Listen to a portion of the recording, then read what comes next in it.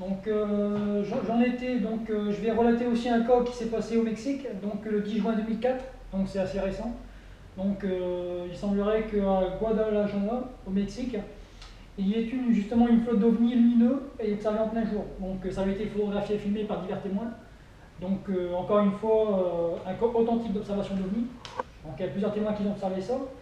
Donc je tiens aussi absolument aussi à aussi reparler aussi de la vague en France qui s'est passée le 5 novembre 1990. Hein. Là-dessus, j'ai pas à en rajouter par rapport à l'information qu'on a déjà à ce niveau-là. Je pense que la majorité des gens qui regardent cette vidéo sont déjà parfaitement au courant de ce qui s'est passé le 5 novembre 90, à part bien évidemment les gens qui ne sont pas du tout initiés au phénomène ovni extraterrestre. Donc je vais brièvement en fait en parler. Je vais aussi présenter un ouvrage qui pourra peut-être justement intéresser certaines personnes. J'ai pas tout lu parce que c'est quand même un très gros ouvrage qui fait plus de 400 pages où il relate que des cas d'observation. Donc c'est vrai que quand on a un livre de 400 pages avec que des cas d'observation à lire, c'est vrai que ça devient vite barbant parce qu'il n'y a que des cas d'observation. C'est véritablement très difficile à lire ça d'une traite. Donc c'est un livre de 400 pages, donc c'est le livre de OVNI Contact, une enquête choc, 400 ovnis sur la France en 1990. Ce n'est plus de la fiction, donc c'est un livre qui a été écrit par Franck Marie. Donc vraiment un livre vraiment que je conseille vraiment à beaucoup de monde, pour ceux qui voudraient véritablement en savoir plus sur la vague du 7 novembre 90. Il y a eu, donc dans ce livre, il y a des croquis en fait, des croquis vraiment très explicites en fait, des gens, de ce qu'ils ont pu observer en fait dans cette fameuse vague du 7 novembre 90. Donc il y a même des articles de presse qui sont relatés aussi dans l'ouvrage pour que les gens puissent vraiment avoir de la substance à laquelle se rattacher pour vraiment avoir une information vraiment bien précise et bien concrète de ce qui s'est passé exactement en 90. Donc c'est vraiment très intéressant. Donc je conseille vraiment fortement les gens qui seraient susceptibles d'en savoir un peu plus sur la vague du 5 novembre 1990 à se procurer cet ouvrage. Donc je pense qu'il doit être encore disponible, je pense que sur le site Interculture, dans les éditions Interculture, je pense qu'il est disponible. Et je pense que si vous tapez OVNI Contact Franck Marie sur Amazon, je pense que vous auriez, le trouver assez facilement. Hein. Sinon, au pire, ce que vous pouvez faire, c'est que vous pouvez aller sur Le Bon Coin. Sur Le Bon Coin, il y a toujours aussi il y a beaucoup de gens qui vendent des ouvrages. Et moi, j'ai trouvé des ouvrages sur l'ufologie assez intéressants sur Le Bon Coin. Donc, c'est un site aussi que je conseille aux gens, pour ceux qui voudraient véritablement avoir plus d'informations à ce niveau-là. Donc pour la vague du 5 novembre 90, je ne vais pas l'étayer davantage. Par contre, je sais que Joël Ménard, le directeur de la revue Lumière dans la nuit, hein, qui est une revue bimestrielle qui a été à la base éditée par Raymond Vellit, donc à partir de 1958. C'est par la suite, suite au décès de M. Raymond Vellit, c'est Joël Ménard qui a succédé en fait, et qui est devenu directeur Lumière dans la nuit. Et donc il travaillait avec beaucoup d'enquêteurs, et donc il a lui-même fait beaucoup d'enquêtes pendant plus d'une vingtaine d'années sur le terrain. Je ne sais pas si actuellement il en fait encore. J'ai eu beaucoup de contacts avec lui, d'ailleurs avec Joël Ménard en personne au téléphone. C'est un enquêteur vraiment de talent, qui a fait beaucoup d'enquêtes. Je respecte vraiment beaucoup son travail, et on fait beaucoup d'enquêtes. Et c'est vrai que pour ceux qui seraient vraiment très intéressés d'en savoir davantage sur les cas d'observation qui ont lieu en France, je leur conseillerais de s'abonner à la revue Lumière dans la nuit. Si vous tapez sur internet fdln.fr, vous tombez sur le site avec toutes les explications nécessaires pour s'abonner à cette revue. Donc c'est une revue bimestrielle et donc elle relate en fait beaucoup de choses. Et pour les passionnés, pour les gens qui veulent en savoir plus, qui veulent s'y intéresser par curiosité ou bien ou autre, je leur conseille véritablement de se la procurer. Je vais aussi vous présenter aussi d'autres revues aussi tout aussi intéressantes que j'ai pu avoir sur Amazon. C'est la très ancienne revue Uranus, donc aux frontières de la connaissance. Par contre, je ne sais pas si les gens ils ont encore la possibilité de se procurer parce que c'est une revue qui est très rare. Et moi, j'ai eu de la chance de pouvoir justement recommander le dernier qui est resté. Donc, c'est une revue qui a été éditée en 1951 par Marc Kirwan. Et Marc Kirwan, c'est un juriste et ufologue français. Il est né en 1911 en France et il est décédé en 1972, si je me souviens bien. Donc, il a dû bien évidemment la revue Uranus, donc du coup, elle a pu être publiée, quoi. Il n'y a personne qui a repris le flambeau, quoi. Donc de ce fait-là, elle a pu être publiée. Par contre, il y a des enquêteurs au sein de parce qu'il avait créé aussi Marc Kirwan la commission Uranus, donc c'est pour ça qu'il est venu en éditer cette revue. Et en fait, au sein de Uranus, en fait, il y avait des enquêteurs en fait, de l'INSA comme Jimmy Guilleux. Il y avait des gens aussi comme Guy Tarade, je crois aussi, qui travaillaient aussi en concomitance en fait, pour publier des articles en fait, dans la revue Uranus. Et Jimmy Guilleux, c'est le fondateur de l'INSA, donc l'Institut mondial des sciences avancées. Et en fait, c'est une association qui avait été créée en 1980, je crois, ou peut-être avant. Et en fait, il y avait Guy Tarade, il y avait aussi Alain Lecairn, les géomanciens en France, il y avait aussi d'autres personnes qui travaillaient ensemble. Et d'ailleurs, je sais qu'à cette époque-là, en 1980, concernant l'INSA, par exemple, l'organisme que Jimmy a fondé, je sais qu'il y avait beaucoup enquêté aussi sur un cas en fait, aussi, qui avait beaucoup été décrié et décrédibilisé en France. Après, moi, je ne connais pas le cas particulièrement. J'ai pas été faire d'enquête, j'ai pas rencontré les témoins, j'ai pas été sur place, donc je peux pas véritablement savoir si cette histoire-là est véridique ou bien si c'est un fait qui a été inventé de toutes pièces en fait par les promoteurs en fait de ce qu'ils ont véhiculé. Donc je ne sais pas véritablement si c'est vrai. Toujours est-il que Jimmy Guilleux avait fait quand même une recherche assez approfondie en fait à ce niveau-là. Donc je vais le relater brièvement ce qui s'est passé. C'est que le 26 novembre 1979, à Cergy-Pontoise, en France, il y a Franck Fontaine avec ses amis qui avaient pour habitude de faire le marché. Hein, ils avaient pour habitude de faire le marché, ils roulaient avec une Ford Lotus, je crois, si je me souviens bien, je crois que c'est la marque. Et en fait, il y avait des problèmes au niveau du démarreur, ils devaient la pousser en fait, pour qu'elle démarre, en fait, c'était tout un problème. Et en fait, il s'avère en fait, que le 26 novembre, en fait, au moment qu'ils allaient pour charger en fait, leur voiture pour aller sur le marché, pour faire de la vente comme ça, il s'avère en fait que quand son copain en fait, à Fontaine, donc celui qui a été vraisemblablement habité, en fait, enlevé, parce qu'il a disparu pendant 8 jours, il a disparu du 26 novembre au 3 décembre, si je me souviens bien, donc il a disparu pendant très longtemps, et donc il a refait surface après, quoi. Et en fait, ses amis, en fait, il y avait Jean-Pierre Prévost, en fait, qui accompagnait Franck Fontaine, et Salomon Ndiaye, qui était d'origine, si je me souviens bien, antillaise.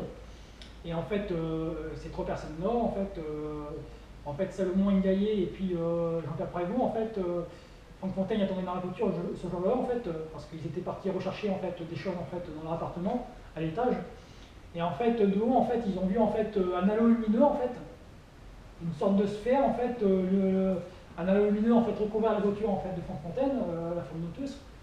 Et en fait, quand cet halo lumineux en fait, est recouvert la voiture, ce qui s'est passé par la suite, en fait, c'est que Franck Fontaine, quand il a été confronté à ça, il s'est endormi, en fait. Très mystérieusement, il s'est endormi. Et en fait, quand ses amis, en fait, ils sont descendus pour venir voir ce qui se passait, à Franck Fontaine, quand ils ont ouvert la porte, Franck Fontaine il avait disparu. Il n'était plus dans sa voiture. Et donc, c'est quand même assez hallucinant parce que ça veut dire que Franck Fontaine, il a disparu pendant 8 jours. Et donc, ça fait un battage médiatique incroyable. Il y a eu des articles de presse qui ont été publiés parce que dû à sa disparition.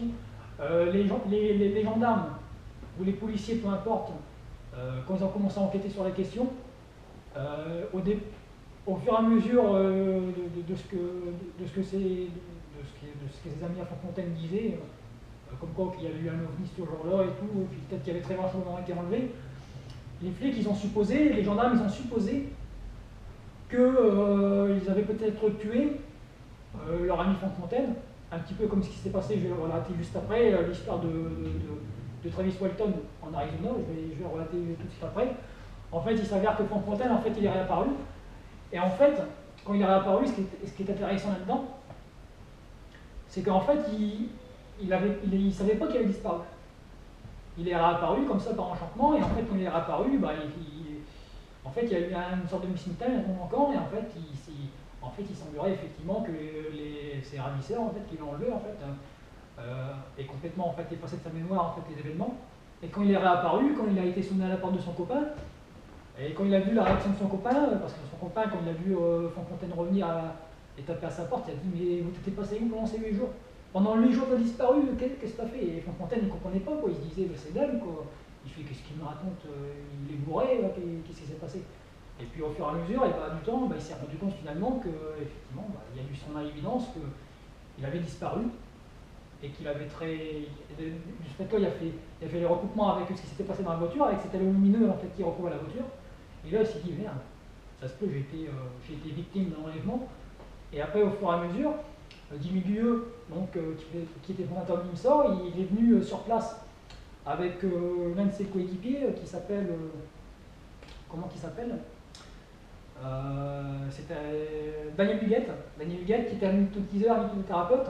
Et donc, ils ont voulu faire une régression hypnotique en fait, avec Franck Fontaine pour voir véritablement ce qui s'était passé. Franck Fontaine a refusé la régression hypnotique de premier abord. Et puis après, il y a Jean-Pierre Prévost, son ami, qui a voulu se prêter en fait, au jeu et puis à se faire hypnotiser. Et il s'avère effectivement que Jean-Pierre Prévost avait été soumis aussi, lui, à des influences en fait, extérieures, externes, quand il avait observé en fait, le phénomène en tant que tel. Et en fait, il a reçu des messages, en fait. Il a reçu des messages, mais inconsciemment. Et consciemment, il ne le savait pas qu'il avait reçu des messages. C'est après, au fur et à mesure de sa réaction hypnotique, il s'est vraiment rendu compte qu'il avait reçu des messages de civilisation extraterrestre, et que cet être-là qui se présentait à Jean-Pierre Prévost, il s'appelait Orio. Et cet être-là, il s'appelait Orio, et il disait venir d'un endroit particulier de l'espace, de l'univers, et qu'ils étaient là pour véhiculer des messages, parce que selon eux, l'humanité en tant que telle se détruisait, que notre planète ça devenait une vraie poubelle, et qu'il fallait faire quelque chose, il fallait que les gens s'éveillent à cette situation, qu'ils ne pouvaient pas perdurer dans cet état de fait. Donc, Franck Fontaine, donc après, au fur et à mesure de tous ces événements, bah, il est venu s'en rendre compte directement qu'il avait été abuté, qu'il avait subi un enlèvement. Et donc après, je sais que Jimmy Guilleux avait écrit un ouvrage, Revenu contact avec Serge Pontoise. Et donc dans ce livre-là, il relate l'histoire vraiment de façon très approfondie. Et il faut savoir quand même que Jimmy Guilleux et Daniel Huguette, ils sont quand même restés plusieurs jours avec eux, et ils ont même mangé avec eux, je crois. Et donc ils les ont côtoyés pendant un certain temps. Et Jimmy Guilleux, lui, il dit clairement dans son livre, Contact entre Serge Pontoise, qu'il y a eu une volonté en fait de censurer l'information, qu'il y a eu une volonté de certaines personnes à nier véritablement ce qui s'était passé ce jour-là, et puis à discréditer totalement l'affaire. Et il y a d'autres ufologues par contre qui sont totalement, qui disent clairement en fait que Jimmy Guilleux s'est peut-être fait berner en fait par cette histoire, et que Jimmy Guilleux était peut-être victime de désinformation, et qu'il n'a peut-être pas été professionnel sur ce plan. Mais dans tous les cas, tout ce que je sais, c'est que moi j'ai lu l'ouvrage en question, mis Contact avec Pontoise. Je ne pourrais pas relater l'affaire de façon. Je pourrais essayer de trop m'étaler là-dessus, parce que sinon ça va prendre des heures et des heures. C'est une histoire absolument incroyable. Et en fait, dans son livre, pour ceux qui veulent vraiment avoir l'information concrète et concrète sur ce qui s'est passé ce jour-là, enfin durant toute cette affaire, je leur conseille véritablement de se procurer, je pense que c'est pareil, ils vont sur Amazon. Si vous allez sur Amazon ou sur Internet, vous tapez dans n'importe quelle librairie, vous tapez Contact OVNI Serge Pontoise du milieu, je pense que vous allez tomber très vraisemblablement dessus. Donc c'est un effet intéressant que je recommande. Par contre, après, en conclusion, est-ce que Franck Fontaine et ses acolytes ont vécu ce qu'ils ont vécu? Moi, je ne peux pas le savoir. Je suis pas dans la tête des gens. Après, j'ai pas été enquêté, j'ai pas été sur place, donc je ne peux pas affirmer que c'est vrai. Mais par contre, il s'avère que Jimmy Guilleux et puis Daniel Huguette et d'autres personnes qui faisaient partie de l'IMSA disaient qu'ils les avaient côtoyés pendant un certain nombre de temps, et qui pour eux, c'était pas du tout des gens qui étaient prédisposés à raconter des canulars à ce point-là. Et puis d'ailleurs, c'était des gens qui avaient des tendances d'ultra-gauche, qui étaient anarchistes, qui avaient des idées un petit peu antisociales, et c'est des gens qui s'intéressaient à rien. Ils ne croyaient pas du tout aux ovnis, ils ne croyaient à rien du tout ça, ils n'avaient aucune culture à ce niveau-là, ils n'avaient même jamais regardé de films de science-fiction, donc ils ne pouvaient pas être influencés par les films de science-fiction. Donc il y avait vraiment très peu d'éléments à leur porter pour inventer quoi que ce soit. Et donc eux, ils ont clair. Et après, Jim Guyot, au fur et à mesure de les côtoyer, il s'est rendu compte directement que ces types-là, ils disaient des choses absolument incroyables quoi, sur l'univers, sur ce qui se passait dans l'univers, etc. Donc, pour moi, je pense que ça mérite de l'étudier, de l'approfondir. Après, dire si c'est vrai ou pas, je ne peux pas fermer. Mais dans tous les cas, c'est une histoire qui est intéressante. Et donc, je conseille tout le monde de s'y intéresser. Donc là, je vais continuer sur un deuxième cas qui a eu lieu aussi. Oui, bah si. Donne-moi par contre, ouais. Je sais te le présenter, merci. Donc, pour ceux qui voudraient se procurer le livre, bah, il ressemble à ça, donc aux éditions du Rocher. Donc, je ne sais pas s'il a été republié par la suite chez d'autres éditeurs, mais c'est intéressant. Donc, je vais continuer, donc je vais enchaîner. Donc, j'ai une histoire aussi tout aussi intéressante aussi, vraiment incroyable, spectaculaire, qui a été relatée aussi de nombreuses fois. C'est l'histoire de Travis Walton en Arizona en 1975. Donc Travis Walton, en fait, pour situer un petit peu en fait où ça s'est passé, ça s'est passé en fait à Snowflake, qui est une zone forestière en fait qui se situe grosso modo à 240 km en fait de Phoenix en Arizona. Et en fait, il s'avère que Travis Walton c'était un bûcheron de profession, il coupait des arbres et il faisait ça comme profession. Donc il était accompagné de ses collègues de travail, et en fait, ils étaient toujours subordonnés en fait, il y a toujours leur patron qui les accompagnait en fait, dans les chantiers. Et donc, c'est le patron en fait, qui conduisait la camionnette. Et donc, ils avaient toujours pour habitude en fait, de travailler très tard. En fait. Ils travaillaient beaucoup dans la journée, et puis généralement, quand ils repartaient de là, bah, il faisait noir, il faisait nuit. Quoi, hein. C'était le coucher de soleil. Et donc, quand ils sont repartis de là, ce qui s'est passé en fait, Travis Walton et ses collègues de travail, son patron. Donc le patron, il conduisait la camionnette, bien entendu, et tous ses collègues ils étaient assis derrière. Et puis comme ils avaient eu une dure journée de travail, ils se sont dit on va arrêter de parler de travail, ça nous saoule. Et donc on va parler de faits, on va distraire un petit peu l'esprit. Et donc ils étaient en train de parler de faits, etc. Et puis au fur et à mesure des discussions, il y a l'un des collègues de Travis Walton, je ne sais plus son nom, qui a commencé en fait à discerner une lueur en fait dans les arbres, une lueur en fait, une lueur qui leur paraissait fortement suspecte. Et quand ils ont vu cette lumière, ils ont voulu vraiment savoir ce que c'était. Et donc le patron en fait il a appuyé sur l'accélérateur pour essayer de voir ce que c'était, pour arriver à la hauteur de la lueur pour voir vraiment directement ce que c'était. Et en fait ils sont tombés en fait directement en fait sur un engin discoïdal qui était en vol stationnaire en fait, à 5 mètres du sol, et grosso modo à peu près à 30 mètres en fait des témoins. Et en fait, Travis Walton, lui, était assis, je pense, côté passager, tout devant la camionnette. Et en fait, Travis Walton, sur un sursaut comme ça, je ne sais pas ce qu'il lui a pris, il n'a même pas attendu que le véhicule s'arrête, il a sauté du véhicule. Et il a essayé de voir ce qu'il en était. Et en fait, ce qui s'est passé en fait, ensuite, c'est que l'engin en question, il a commencé à émettre des lueurs en fait, assez étranges, et il a commencé à devenir de plus en plus luminescent. Et il y a une sorte de faisceau en fait, qui s'est projeté du vaisseau, qui a atteint Travis Walton. Et là, de ce fait-là, ce qui s'est passé, c'est que ses collègues de travail, ils ont pris peur, ils ont été paniqués, ils se sont barrés, quoi, ils ont pris la fuite, quoi, ils sont partis.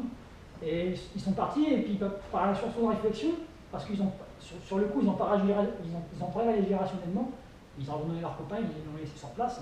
C'est pas ce qui aurait dû être fait, mais bon, ils l'ont fait parce que sur le coup de la ils sont partis. Et après, parmi leur réflexion, ils se sont dit, on va retourner sans nos pas, et puis on va rebrousser le chemin, et puis on va essayer de voir ce qui s'est passé, quoi. Parce que, quand même tout de même savoir si Travis est encore là, ou bien s'il a disparu. Et donc ils ont été voir, et force est de constater que Travis Walton avait disparu. Donc putain, ils se sont dit, comment qu'on va faire, quoi, on va pas dire ça aux policiers, quoi, on va se faire passer pour des cinglés. Et donc ils ont quand même appelé la police locale. La police, le shérif du comté d'Arizona, il est venu sur place, avec un de ses collègues, de travail et compagnie. Et donc ils ont écouté leur histoire d'OVNI, quoi. Ils étaient très vraisemblablement incrédules, hein. Ils ne voulaient pas trop y croire, quoi. Ils ne voulaient pas trop y croire comme beaucoup de monde. Et au fur et à mesure du temps, ils ont commencé à soupçonner en fait les collègues de Travis Walton de l'avoir tué et d'avoir dissimulé son corps quelque part. Et donc ils ont fait des recherches pendant plusieurs jours en fait dans la zone forestière, là-bas en Arizona. Ils ont fait des recherches approfondies, ils n'ont jamais trouvé